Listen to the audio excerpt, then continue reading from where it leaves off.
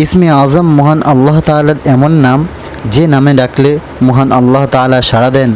যে নামে তার কাছে চাওয়া হলে তিনি সব চাওয়া পূরণ করেন। হাদিস হযরত আব্দুল্লাহ ইবনে বুরাইদা আল আসলামী রাদিয়াল্লাহু তাআলা আনহু তার বাবা থেকে বর্ণনা করেছেন, রাসূলুল্লাহ সাল্লাল্লাহু আলাইহি ওয়াসাল্লাম এক ব্যক্তিকে তার দোয়া এভাবে বলতে শোনেন, আল্লাহুম্মা ইন্নী আসআলুকা বিআন্নী আশহাদ আন্নাকা আনতাল্লাহ লা ইলাহা ইল্লা আনত আল আহাদুস সামাদ আল্লাযী লাম ইয়ালিদ ওয়া লাম ইউলাদ ওয়া লাম ইয়াকুল লাহু কুফুয়ান আহাদ। বর্ণনাকারী বলেন, রাসূলুল্লাহ সাল্লাল্লাহু আলাইহি ওয়াসাল্লাম ওই ব্যক্তির মুখে এ বাক্যগুলো শুনে তখন বললেন, সেই মহান সত্তার শপথ যার হাতে আমার জীবন, নিঃসন্দেহে এ ব্যক্তি আল্লাহ তাআলার মহান নাম অর্থাৎ ইসমে আজমের ওসিলায় তার কাছে প্রার্থনা করেছে, যে নামের ওসিলায় দোয়া করা হলে তিনি কবুল করেন এবং যে নামের ওসিলায় প্রার্থনা করা হলে তিনি দান করেন।